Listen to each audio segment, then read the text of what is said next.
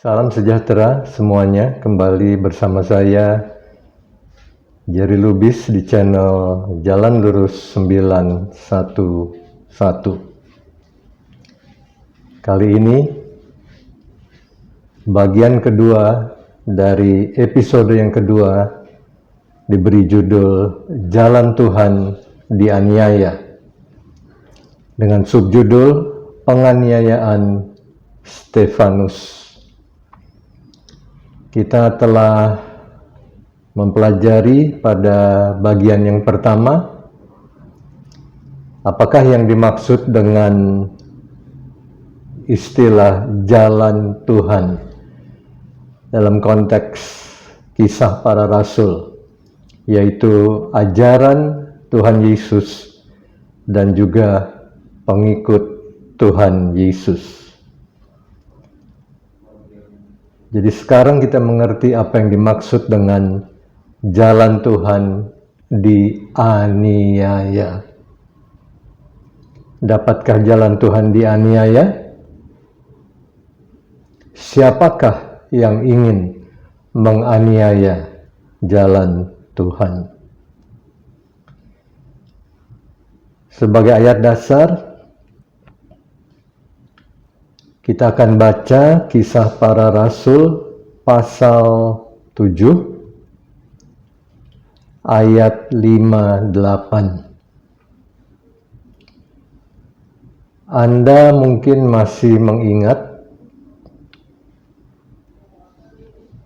video yang pertama, episode pertama, saya akhiri dengan kalimat nama Saulus pertama kali muncul dalam Kisah Para Rasul pada peristiwa penganiayaan seorang murid Tuhan yang bernama Stefanus. Kita dapat membacanya di dalam ayat ini. Kisah Para Rasul 7 ayat 58. Mereka menyeret dia keluar kota, lalu melemparinya. Violent sekali, keras, sadis. Apa kesalahannya? Dan saksi-saksi meletakkan jubah mereka di depan kaki seorang muda yang bernama Saulus. Rupanya Saulus tidak turut melempari Stefanus dengan batu, kemungkinan besarnya, tetapi dia berdiri dan menyaksikan segala sesuatu yang terjadi.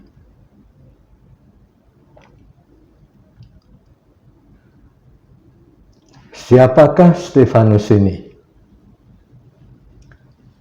Kejahatan apakah yang telah dilakukannya sehingga ia diadili oleh Mahkamah Agama Yahudi sampai tewas?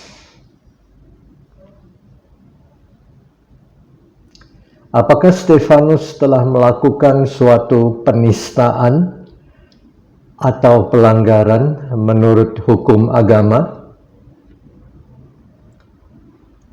Marilah kita membaca beberapa keterangan Alkitab tentang latar belakang Stefanus dari kitab Para Rasul. Di dalam Kisah Para Rasul pasal yang ke-6, mulai dari ayat pertama.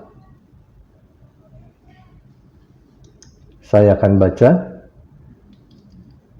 Pada masa itu, ketika jumlah murid makin bertambah. Nah, ini menarik ya. Jumlah murid makin bertambah.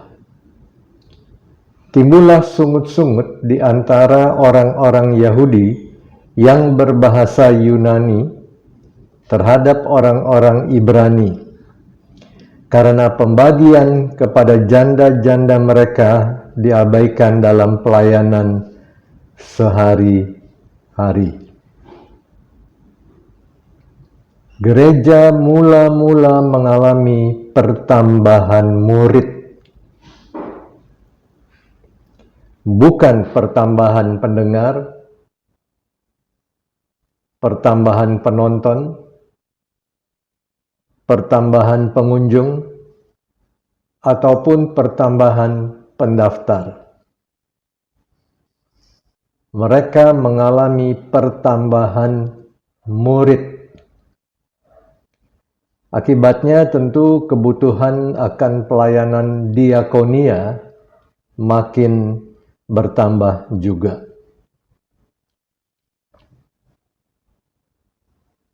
Kita lanjutkan dengan ayat 2. Berhubung dengan itu, ke-12 rasul itu memanggil semua murid berkumpul dan berkata. Jadi yang dikumpulkan adalah murid-murid Kristus. Kami tidak merasa puas karena kami melalaikan firman Allah untuk melayani meja. Saat ini kita bisa menggunakan istilah pelayanan diakonia.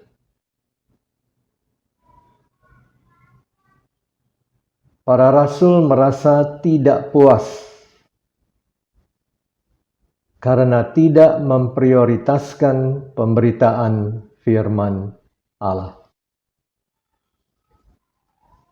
Kadang ada orang yang menyebutnya dengan istilah divine discontentment, ya, rasa tidak puas yang bersifat rohani. Mengapa? Karena melalaikan sesuatu yang penting sekali, yaitu pemberitaan, pengajaran firman Allah. Kalau kita renungkan saat ini, ada berapa banyak rasul yang merasa tidak puas kalau sampai pelayanan firman Allah tidak diprioritaskan.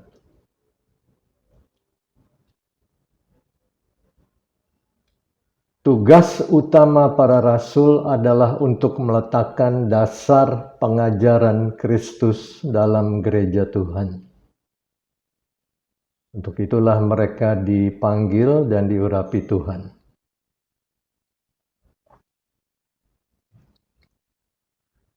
Jadi akhirnya bersama-sama mereka memutuskan untuk memilih beberapa murid yang akan ditugaskan untuk menjalankan pelayanan diakonia, supaya tidak terlalaikan tetapi terus diperhatikan. Lanjut ayat 3 dan 4. Karena itu, saudara-saudara, pilihlah 7 orang dari antaramu yang terkenal baik dan yang penuh roh dan hikmat, supaya kami mengangkat mereka untuk tugas itu. Dan supaya kami sendiri dapat memusatkan pikiran dalam doa dan pelayanan firman. Tadi kita telah mendapat petunjuk bahwa Stefanus adalah seorang murid Kristus. Dan sekarang kita melihat bahwa Stefanus adalah orang yang terpilih oleh para rasul dengan kriteria tertentu. 1. Terkenal baik secara moral. 2. Penuh dengan roh. Dan 3. Penuh juga dengan hikmat. Suatu kombinasi kualitas murid Kristus yang bagus sekali. Terkenal baik, penuh dengan roh, penuh dengan hikmat, dan ketiga hal ini tidak terpisahkan. Karena mendapatkan bantuan dari para diaken, kita sebut saja mereka dengan istilah itu, maka rasul-rasul dapat memusatkan pikiran dalam doa dan pelayanan firman. Mari kita renungkan kembali. Apakah rasul-rasul zaman ini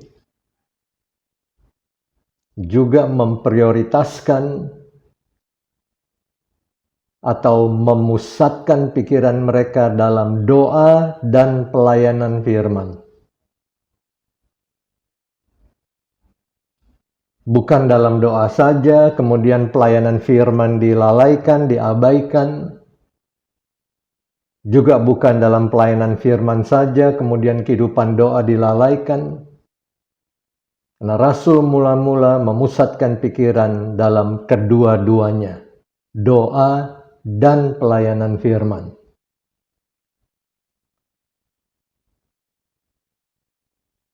Kita tentu mengerti bahwa doa adalah sesuatu yang berasal dari diri kita, yang kemudian kita tujukan kepada Tuhan. Kita berdoa, kita berbicara kepada Tuhan, kita berdialog dengan Tuhan. Tetapi firman itu berbicara tentang pribadi Tuhan sendiri. Yesus adalah firman. Dan firman adalah Allah sendiri. Jadi tentu firman itu tertinggi. Sehingga tidak boleh dilalaikan.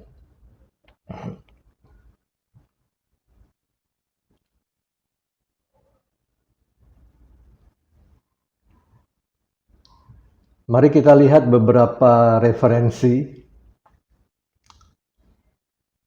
dari kualitas seorang murid Tuhan seperti Stefanus,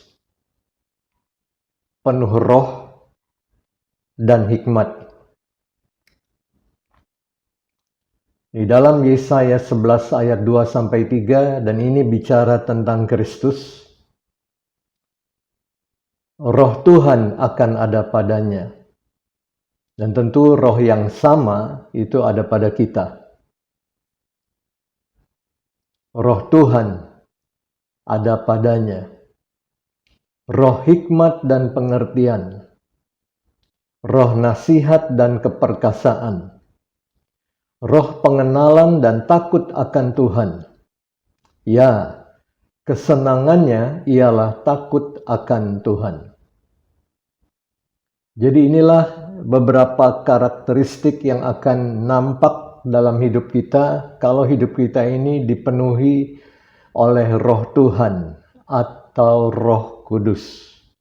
Ya, kualitas-kualitas ini akan tercermin lewat hidup kita. Berikut di dalam Matius 25 ayat 2-4,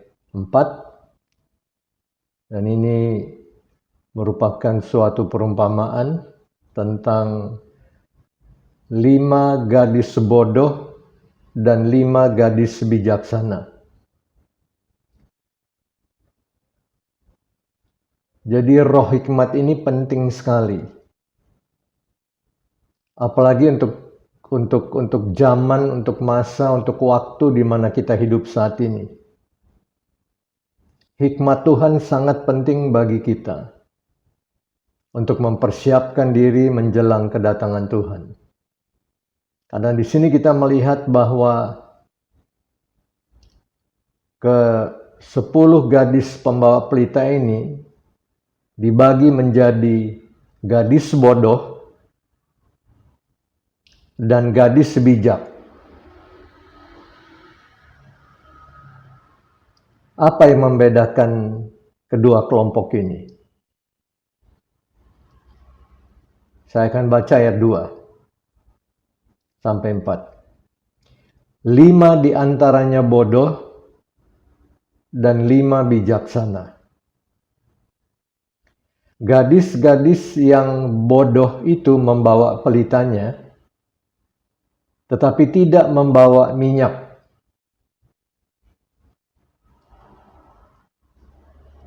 Sedangkan gadis-gadis yang bijaksana itu membawa pelitanya dan juga minyak dalam buli-buli mereka.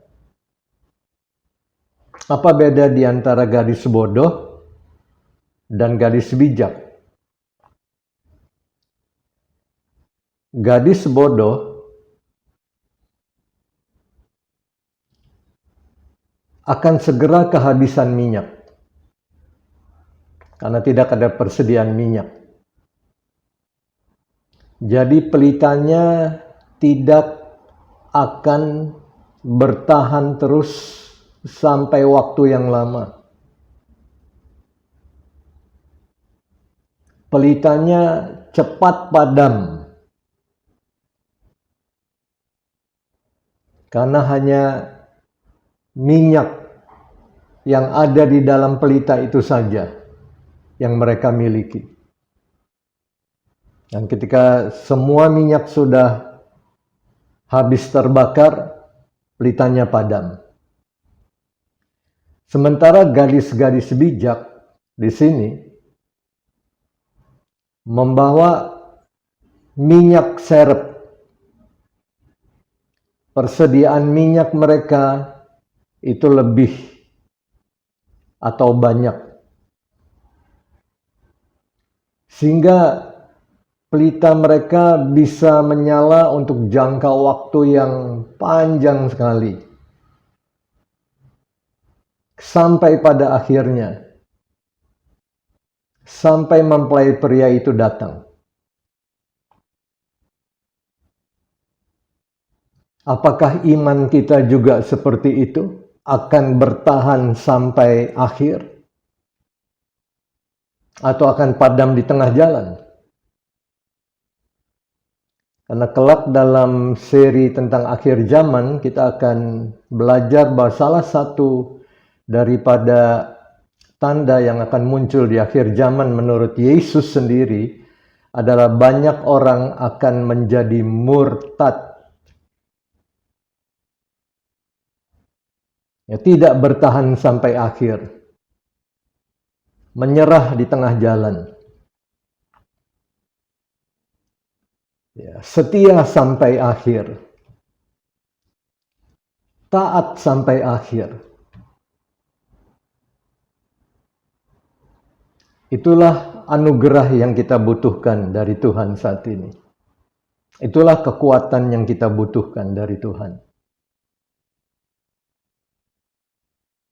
Dan gadis-gadis yang bijak memiliki kualitas seperti itu. Hikmat adalah kualitas yang sangat penting sekali untuk saat ini.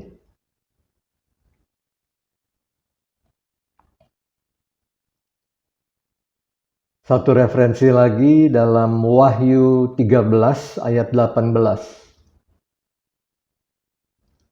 Yang penting di sini ialah hikmat. Yang penting di sini ialah hikmat. Barang siapa yang bijaksana, baiklah ia menghitung bilangan binatang itu. Karena bilangan itu adalah bilangan seorang manusia dan bilangannya ialah 666. Dalam konteks ini kita melihat bahwa hikmat dibutuhkan untuk menghadapi penyesatan yang luar biasa di hari-hari menjelang kedatangan Tuhan yang kedua. Karena mereka yang berjalan dalam hikmat Tuhan, mereka dapat mengetahui siasat musuh, tipu daya si jahat, yang sedang menyesatkan seluruh dunia.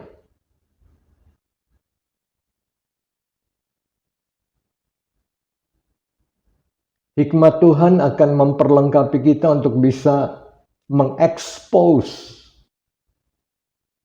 kegelapan, penyesatan yang sangat-sangat jahat sekalipun.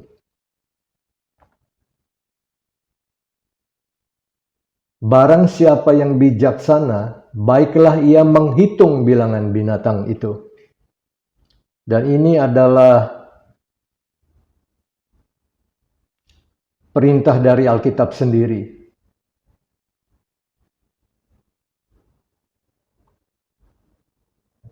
Mungkin Anda pernah mendengar pendapat banyak orang yang berkata, jangan menghitung-hitung bilangan binatang itu. Tidak ada gunanya.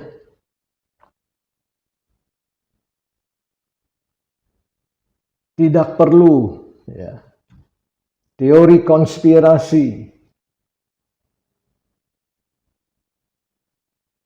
dan seperti beberapa ayat Alkitab lain, maka ayat seperti ini juga telah dipolitisir.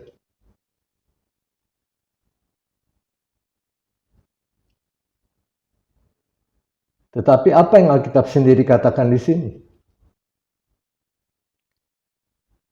Barang siapa yang bijaksana, baiklah dia menghitung bilangan binatang itu. Alkitab menganjurkan kita untuk menghitung. Supaya apa? Supaya kita tahu. Supaya kita tidak terjebak, supaya kita tidak tersesat. Kalau kita tidak tahu, bagaimana mungkin kita bisa meluputkan diri? Masalahnya di sini bukanlah jangan menghitung, tetapi yang penting di sini ialah hikmat. Yang penting adalah memiliki hikmat untuk bisa mengetahui pengelabuan yang sedang terjadi. Itu butuh hikmat dari itu yang penting.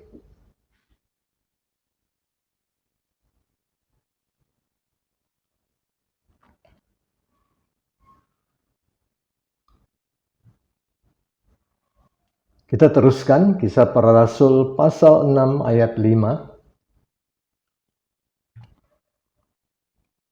Usul itu diterima baik oleh seluruh jemaat. Lalu mereka memilih Stefanus, seorang yang penuh iman dan Roh Kudus. Ini menarik ya, dari tadi kita baca tentang murid-murid Tuhan ini, tentang Stefanus secara khusus ya. Mereka penuh dengan Roh Kudus, tapi tidak hanya itu saja. Ada kualitas lain yang menyertai, karena tadi di dalam Yesaya pasal 11 pun kita lihat ada beberapa karakteristik ya, dari seorang yang penuh dengan Roh Tuhan. Bukan hanya begitu saja. Dan sekarang kita melihat bahwa Stefanus adalah orang yang penuh iman dan Roh Kudus. Dan kedua hal ini pun tidak bisa dipisahkan. Kemudian ada Filipus, Prokorus, Nikanor, Timon, Parmenas, dan Nikolaus, seorang penganut agama Yahudi dari Antioquia. Dalam ayat ini Stefanus memperlihatkan karakteristik dari seorang murid Kristus yang sejati. Ia penuh dengan iman dan Roh Kudus. Dua kualitas ini tidak dapat dipisahkan. Seorang yang penuh dengan Roh Kudus seharusnya juga suka atau cinta membaca dan mendengar firman Tuhan, sehingga ia penuh juga dengan iman.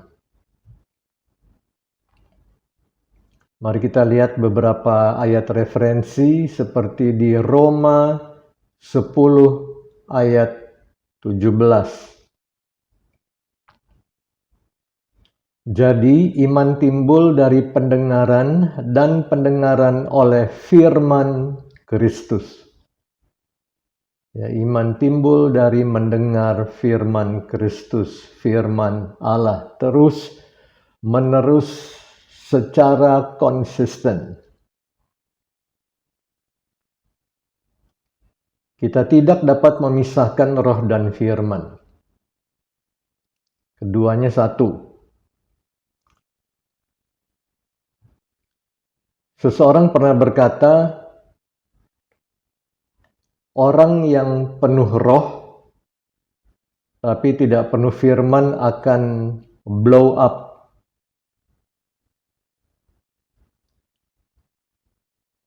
Sedangkan orang yang penuh firman tapi tidak penuh roh akan dry up.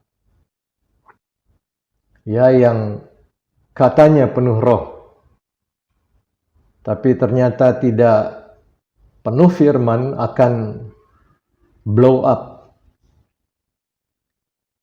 akan melenceng, akan menjadi miring pengajarannya. Tetapi orang yang katanya penuh firman tapi tidak penuh roh akan dry up, menjadi kering. Karena huruf saja itu mati.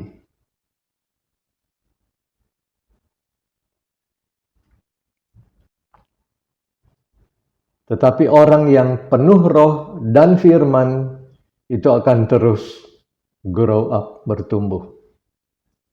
Dan saya bisa menerima pandangan ini. It works for me. Kita tidak mau miring ke kiri atau miring ke kanan karena kita akan terjungkal. Kita ingin tegak, lurus, berjalan ke depan. Di dalam Yohanes 4 ayat 24, Allah itu roh, dan barang siapa menyembah Dia harus menyembahnya dalam roh dan kebenaran. Ya, kembali dua-duanya, karena keduanya satu.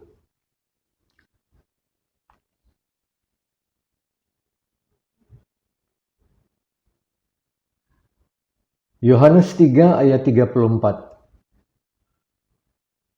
Ini merupakan bagian dari kesaksian Yohanes Pembaptis tentang Tuhan Yesus. Sebab siapa yang diutus Allah, yang dimaksud adalah Yesus di sini, Dialah yang menyampaikan firman Allah. Karena Allah mengaruniakan rohnya dengan tidak terbatas. Ya.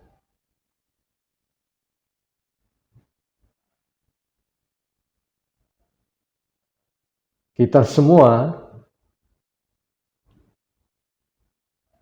menerima Roh Kudus dalam ukuran yang terbatas. Satu-satunya yang tidak terbatas itu hanya Tuhan Yesus. Dan kesaksian dari Yohanes Pembaptis di sini adalah siapa yang diutus Allah, Dialah yang menyampaikan firman Allah. Jadi kalau Yesus yang memiliki roh dengan tidak terbatas menyampaikan firman Allah, apalagi kita hamba-hambanya yang menerima roh dalam ukuran yang terbatas. Kita bisa melihat itu di dalam Matius 4 ayat 4. Tetapi Yesus menjawab iblis, ya. Yesus sedang dicobai oleh iblis. Dia menjawab, ada tertulis, manusia hidup bukan dari roti saja, tetapi dari setiap firman yang keluar dari mulut Allah. Dan ini luar biasa menariknya. Bayangkan Yesus adalah pribadi yang menerima roh dengan tidak terbatas. Seharusnya dia yang paling layak untuk berkata kepada iblis, "Saya mendengar Bapa langsung berbicara dari surga." Dia yang paling layak untuk melakukan itu. Tetapi yang menarik, Yesus tidak lakukan itu. Dia berkata justru ada tertulis. Dan dia mengutip sebuah ayat dari Perjanjian Lama. Ada tertulis.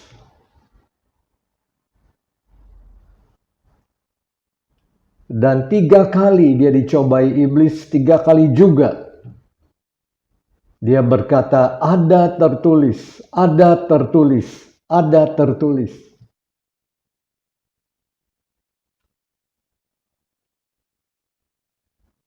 Firman yang tertulis, itulah firman Allah. Itulah kebenaran mutlak. Dan itulah kuasa Allah.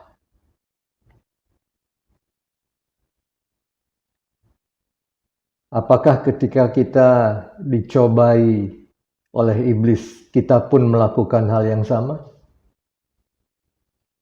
Ada tertulis, atau firman Allah berkata, apakah kita meninggikan firman yang tertulis lebih tinggi daripada aku dengar suara Tuhan?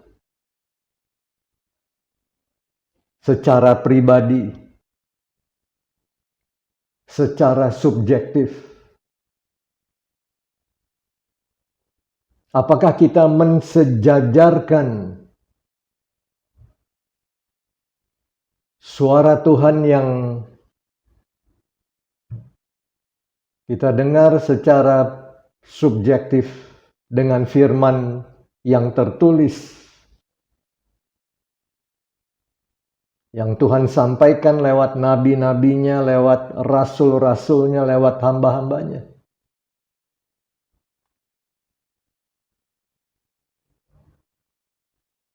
Tidak demikian dengan Yesus. Ada tertulis.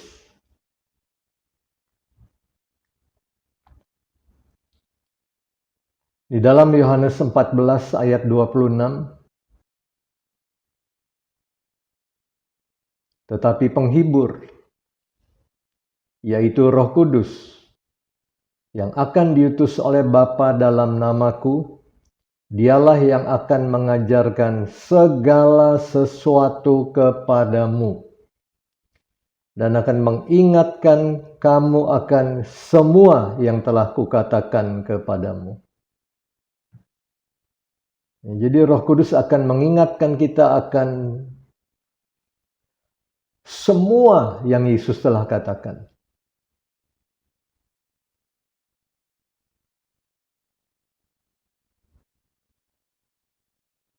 Apa yang Roh Kudus ajarkan, apa yang Roh Kudus katakan tidak mungkin akan bertolak belakang dan berbeda dari apa yang Yesus katakan di dalam firman-Nya.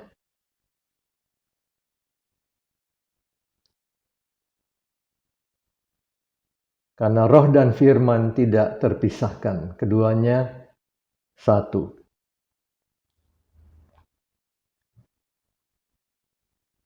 Di dalam Yohanes 15 ayat 26,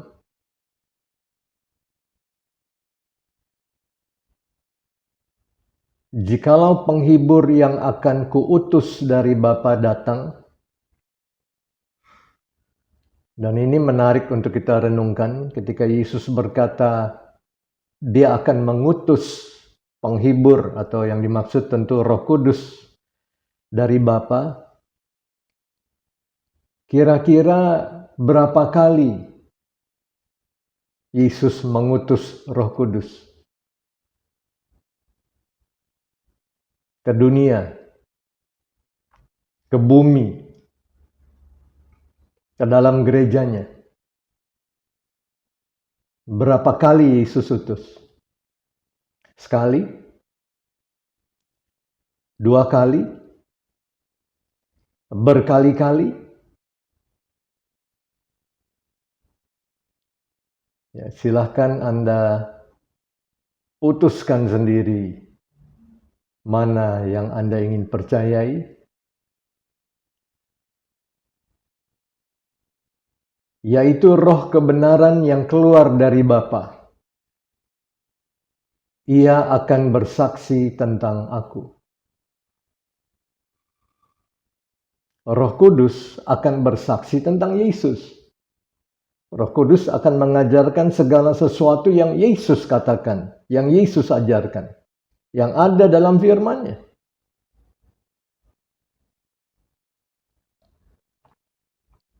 Yohanes 16 ayat 13. Tetapi apabila Ia datang, yaitu roh kebenaran, ya. Ini adalah istilah untuk Roh Kudus yang harus lebih sering diberitakan. Banyak orang mengenal Dia sebagai roh penghibur, penolong. Berapa banyak yang mengenal Dia sebagai roh kebenaran. Suara Roh Kudus tidak akan bertentangan dengan kebenaran firman Allah yang tertulis.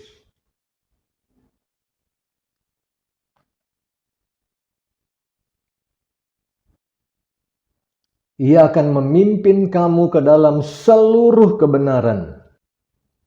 Dan kata ini pun diulang berkali-kali ya. Semua yang diajarkan, seluruh kebenaran, semuanya, seluruh.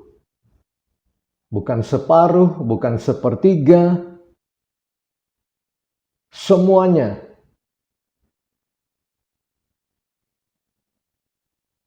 Tidak ada firman yang di-skip. Karena mungkin firman itu tidak sesuai dengan kehendak atau pendapat pribadi kita atau selera kita bahkan. Semuanya. Sebab Ia tidak akan berkata-kata dari dirinya sendiri, tetapi segala sesuatu yang didengarnya itulah yang akan dikatakannya. Dan Ia akan memberitakan kepadamu hal-hal yang akan datang, hal-hal yang masih ada di depan, ya, in the future. Itu akan dinyatakan kepada orang-orang percaya, murid-murid Kristus yang sejati.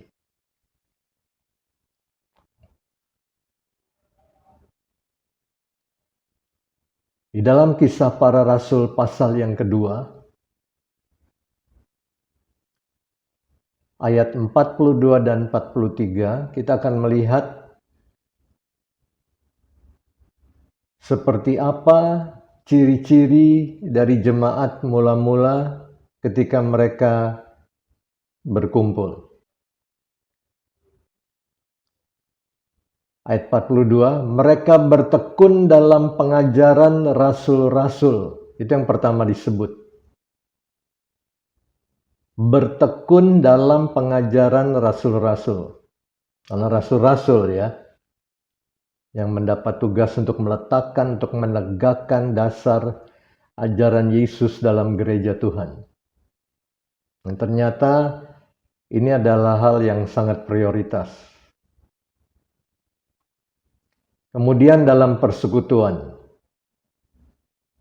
Dan mereka selalu berkumpul untuk memecahkan roti dan berdoa.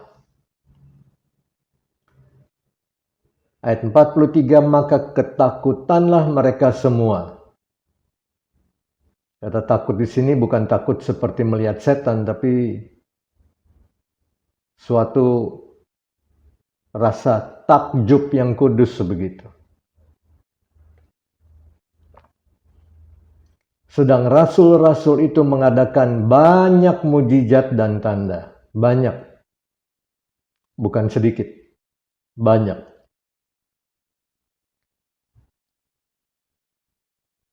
Inilah yang kita sebut dengan istilah komunitas kerajaan Allah. Ya, komunitas kerajaan Allah memiliki keempat hal ini: pengajaran, persekutuan, perjamuan, berdoa. Bukan hanya ngumpul dan ngobrol doang. Jika ada yang menyukai jenis komunitas yang seperti itu, ya silahkan saja. Tapi di dalam konteks Kisah Para Rasul pasal 2 ini, komunitas kerajaan Allah, komunitas murid Tuhan memiliki keempat kualitas ini. Ketika para rasul memprioritaskan pelayanan firman, maka terjadi banyak mujizat dan tanda.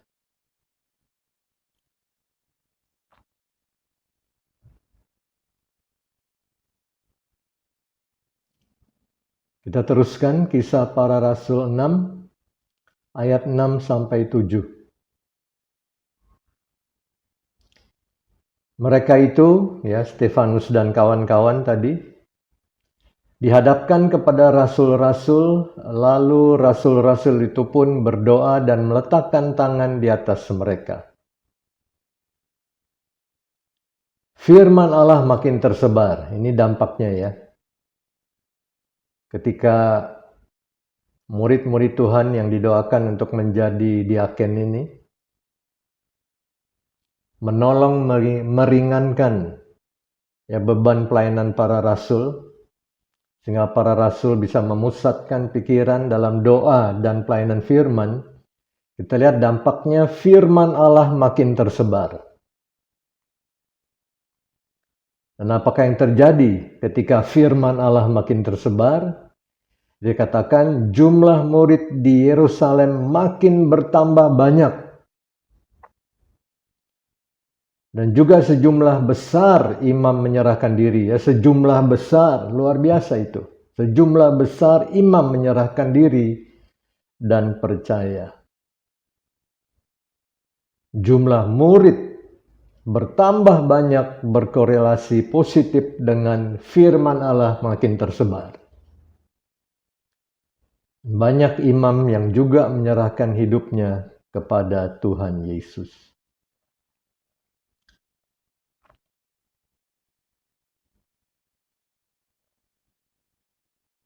Matius 28 ayat 18 sampai 20.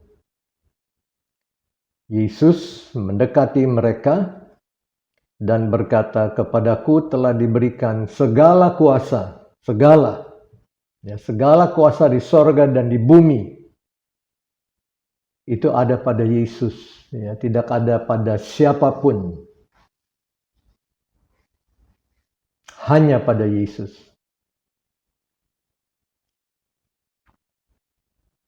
Karena itu pergilah, jadikanlah semua bangsa muridku, dan baptislah mereka dalam nama Bapa dan Anak dan Roh Kudus. Ayat 20, dan ajarlah mereka melakukan segala sesuatu. Muncul lagi kata itu. Segala sesuatu, semua yang telah kuperintahkan kepadamu. Dan ketahuilah, aku menyertai kamu senantiasa sampai kepada akhir zaman. Ya, semua. Amanat agung bertujuan untuk menjadikan semua bangsa murid Yesus dengan cara mengajarkan semua yang Yesus katakan.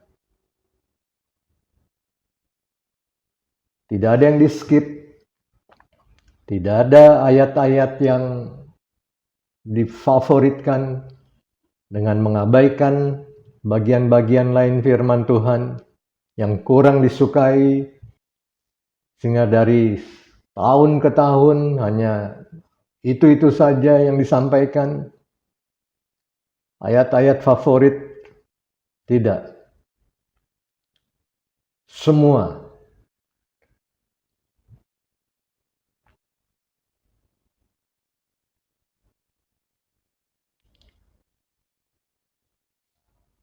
Kisah Para Rasul 6 ayat 8. Dan di sini kita bisa melihat satu deskripsi lagi tentang Stefanus ini. Dan Stefanus yang penuh dengan karunia dan kuasa, mengadakan mujizat-mujizat dan tanda-tanda di antara orang banyak. Ya, bukan orang sedikit. Jadi bukan hanya para rasul ternyata yang mengadakan mujizat dan tanda, tetapi ternyata Stefanus juga. Oleh karena itu, sebagian orang menyebutnya sebagai penginjil. Jadi Stefanus sungguh memperlihatkan kualitas-kualitas yang luar biasa. Dia penuh dengan roh, dia penuh dengan iman, dia penuh dengan hikmat, dan di sini dia penuh dengan karunia dan kuasa. Dan tentu ini sejalan dengan apa yang Tuhan Yesus katakan dalam Kisah Para Rasul 1 ayat 8.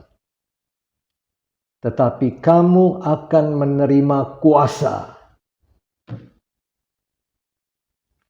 kalau Roh Kudus turun ke atas kamu, dan kamu akan menjadi saksiku di Yerusalem dan di seluruh Yudea dan Samaria dan sampai ke ujung bumi. Jadi dari Yerusalem, itu pusatnya, sampai ke ujung bumi.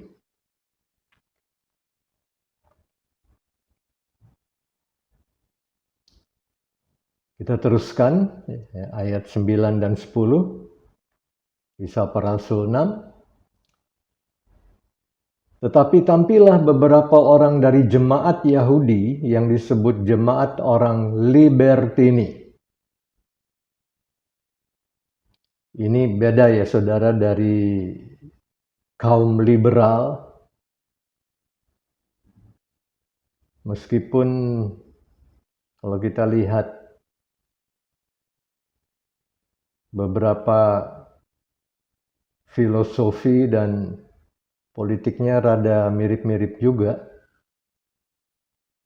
Anggota-anggota jemaat itu adalah orang-orang dari Kirene dan dari Alexandria, bersama dengan beberapa orang Yahudi dari Kilikia dan dari Asia. Orang-orang itu bersoal jawab dengan Stefanus. Ini juga mirip dengan deskripsi tentang Saulus ya, tentang Paulus yang kita bahas di episode yang pertama, ya, bersoal jawab. Ayat 10, tetapi mereka tidak sanggup melawan hikmatnya dan roh yang mendorong Stefanus untuk berbicara. Tidak sanggup melawan hikmatnya. Luar biasa, Stefanus memiliki hikmat dan berbicara dengan dorongan Roh Kudus yang tidak dapat dilawan oleh para pendebat ini.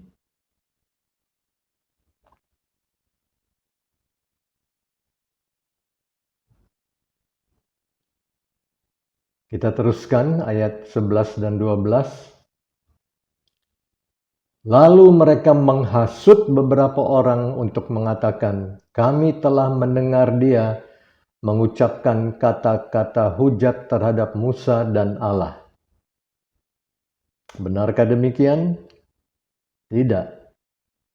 Ini disebut hasutan. Kalau zaman sekarang disebut teori konspirasi. Ya. Meskipun sudah ada begitu banyak bukti dan fakta, tapi masih terus teori konspirasi. Ayat 12, dengan jalan demikian, mereka mengadakan suatu gerakan di antara orang banyak serta tua-tua dan ahli-ahli Taurat. Mereka menyergap Stefanus, menyeretnya, dan membawanya ke hadapan mahkamah agama. Jadi, para provokator ini ternyata bisa mengadakan suatu gerakan.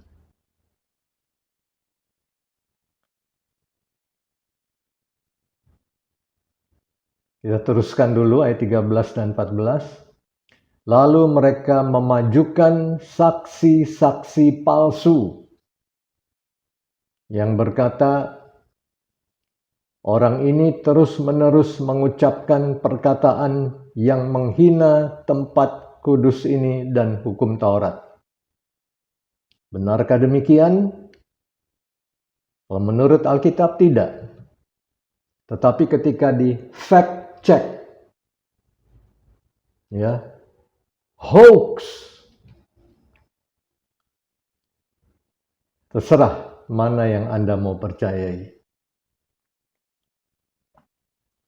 Sebab kami telah mendengar dia mengatakan bahwa Yesus orang Nazaret itu akan merubuhkan tempat ini dan mengubah adat istiadat yang diwariskan oleh Musa kepada kita.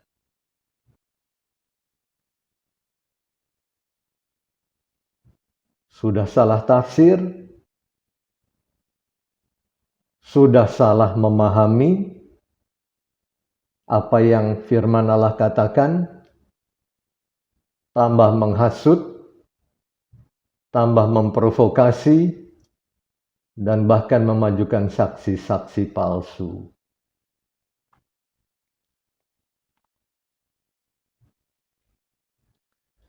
Di sini kita dapat memahami bahwa Stefanus dianiaya dan dibunuh bukan karena dia telah melakukan suatu kejahatan atau penistaan agama, tetapi ia menjadi korban dari hasutan dan kesaksian palsu.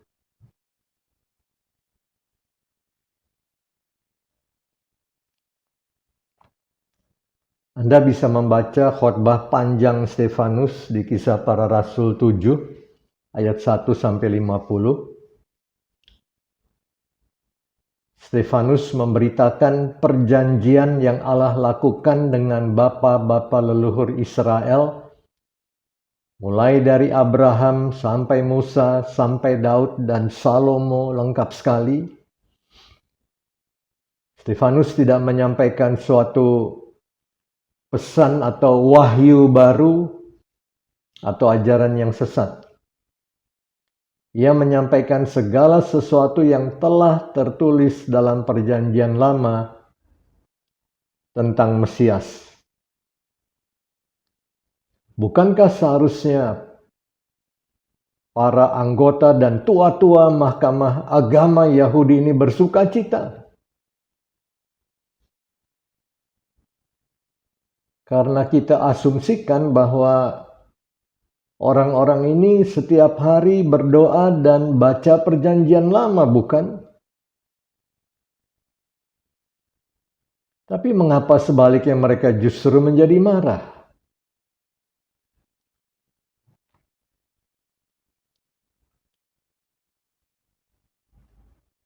Kita akan baca Kisah Para Rasul 7 ayat 51-53 untuk mendapatkan jawabannya. Ini rupanya kata-kata Stefanus yang membuat mereka jadi marah sekali. Ayat 51. Hai orang-orang yang keras kepala dan yang tidak bersunat hati dan telinga, kamu selalu menentang Roh Kudus, sama seperti nenek moyangmu, demikian juga kamu. Siapakah dari nabi-nabi yang tidak dianiaya oleh nenek moyangmu? Bahkan mereka membunuh orang-orang yang lebih dahulu memberitakan tentang kedatangan orang benar atau Mesias. Itu salah satu julukan yang diberikan untuk Yesus, orang benar, yang sekarang telah kamu khianati dan kamu bunuh. Ayat 53, kamu telah menerima hukum Taurat yang disampaikan oleh malaikat-malaikat, akan tetapi kamu tidak menurutinya.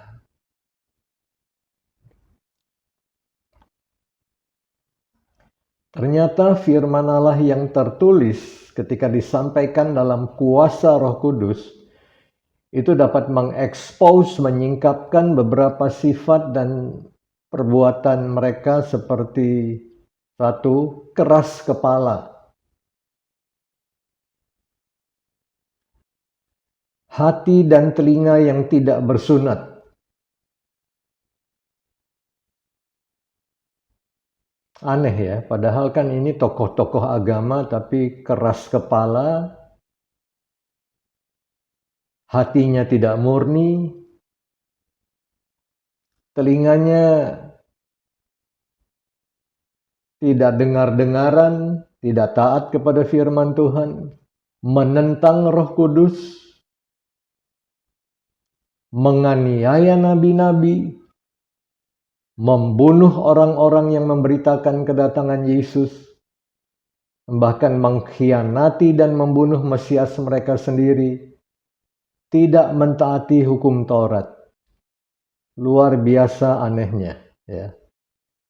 Inilah roh agamawi yang bertentangan dengan roh kebenaran.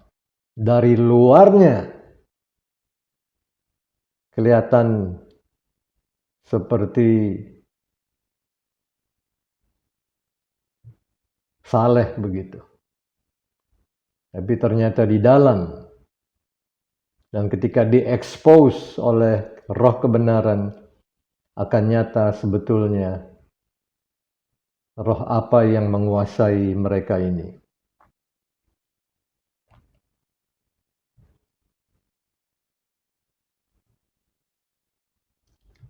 Kita teruskan dulu dengan ayat 54, Kisah Para Rasul 7 ayat 54. Ketika anggota-anggota mahkamah agama itu mendengar semuanya itu, sangat tertusuk hati mereka, maka mereka menyambutnya dengan kertakan gigi, dengan kata lain, ngamuk banget.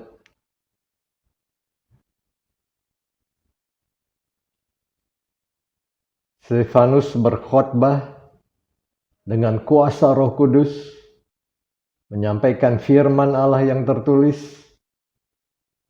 Apa yang terjadi? Orang-orang ini malah ngamuk.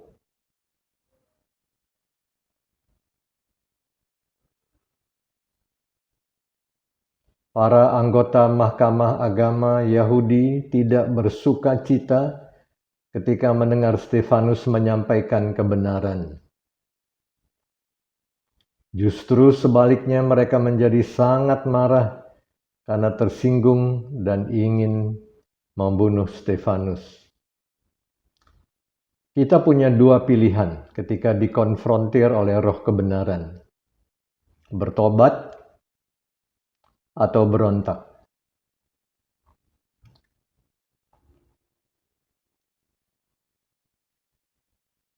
Kita melihat apa yang Yesus sendiri katakan dalam Markus 7 ayat 8, 9, 13. Markus 7 ayat 8. Yesus bicara tentang golongan yang ini juga ya. Perintah Allah kamu abaikan untuk berpegang pada adat istiadat manusia. Ayat 9. Yesus berkata pula kepada mereka, sungguh pandai kamu mengesampingkan perintah Allah. Justru perintah Allah dikesampingkan, supaya kamu dapat memelihara adat istiadatmu sendiri. Jadi rupa-rupanya roh agamawi ini dasarnya bukan kebenaran firman Tuhan, karena perintah Allah justru dikesampingkan, tetapi adat istiadat sendiri. Ayat 13, dengan demikian firman Allah kamu nyatakan tidak berlaku. Ini lebih serius lagi. Firman Allah kamu nyatakan tidak berlaku demi adat istiadat yang kamu ikuti itu. Dan banyak hal lain seperti itu yang kamu lakukan.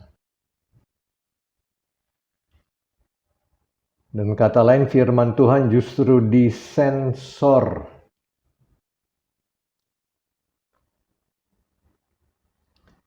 Dan memang salah satu tanda di hari-hari yang terakhir adalah bahwa kebenaran akan disensor. Bukan hanya di platform social media, tapi akan disensor di mana-mana. Bahkan di dalam gereja pun demikian. Akan ada banyak bagian firman Tuhan yang terkena sensor.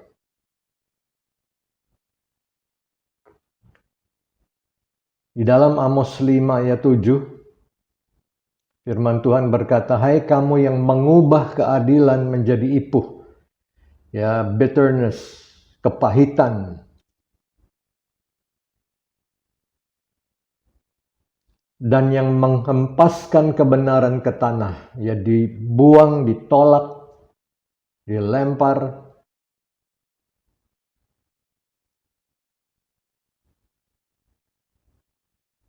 Dan siapa yang melakukannya akan berhadapan dengan Tuhan.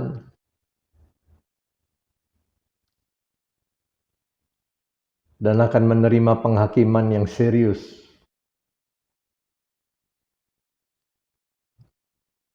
Karena firman Allah adalah kebenaran.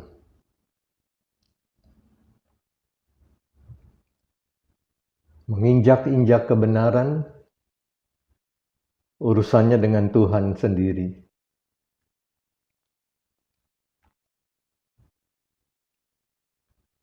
Kita kembali ke Stefanus, Kisah Para Rasul 7, ayat 55. Tetapi Stefanus yang penuh dengan Roh Kudus, ingat saat ini dia sedang dilempari ya dengan batu. Kita asumsikan saja bukan batu kerikil yang kecil ya. Dia penuh dengan Roh Kudus, dia menatap ke langit, lalu melihat kemuliaan Allah dan Yesus berdiri di sebelah kanan Allah. Ya, bukan duduk tapi berdiri di sebelah kanan Allah.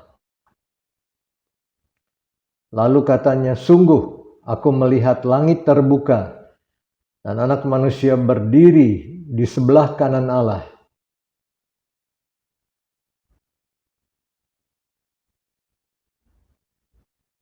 Stefanus melihat Yesus berdiri di sebelah kanan Allah, seolah Yesus sedang menyambut roh Stefanus secara pribadi. Ya luar biasa, kematian seorang syahid itu sangat berharga di mata Tuhan.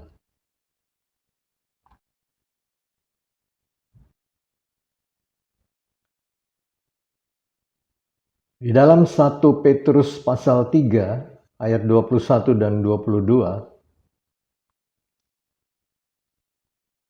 dikatakan juga kamu sekarang diselamatkan oleh kiasannya, yaitu baptisan.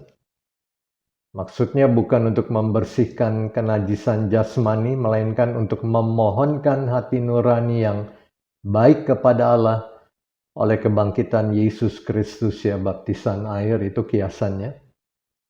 Ayat 22, yang duduk di sebelah kanan Allah setelah ia naik ke sorga sesudah segala malaikat atau lebih tinggi dari segala malaikat, kuasa dan kekuatan ditaklukkan kepadanya. Ya, jadi Yesus duduk di sebelah kanan Allah Bapa, yaitu menjelaskan bahwa Yesus berkuasa dan memerintah atas segala sesuatu. Tetapi dalam kasusnya Stefanus, Yesus berdiri. Luar biasa. Ya. Luar biasa. Yesus berdiri menyambut roh Stefanus. Ya samalah ya. Kita bisa duduk, kita bisa berdiri. Ya, siapa juga yang mau melarang Yesus kalau dia mau berdiri? Kita teruskan Kisah Para Rasul 7 ayat 59 sampai 60. Sedang mereka melemparinya, Stefanus berdoa. Ya, sejak awal kita melihat ya, karakteristik atau kualitas seorang yang penuh dengan Roh Kudus luar biasa ya. Ketika sedang dianiaya, dilempari, Stefanus justru melihat kemuliaan Allah. Nah, sekarang dia malah berdoa di tengah situasi seperti ini.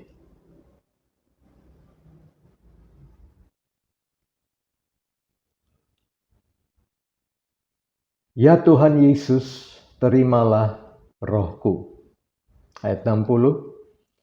Sambil berlutut dia berseru dengan suara nyaring.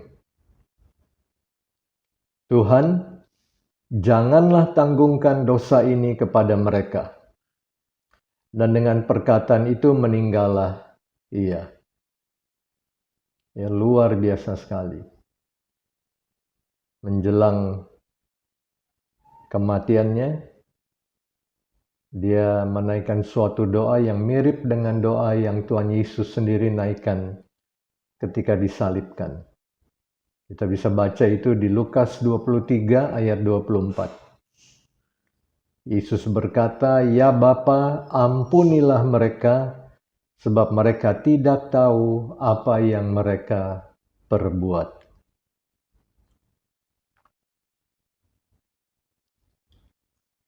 Stefanus berdoa seperti Tuhan Yesus ketika dia disalibkan. Karena Stefanus dipenuhi dan dikuasai oleh roh dan kasih Kristus yang sama. Itu yang memotivasi dia.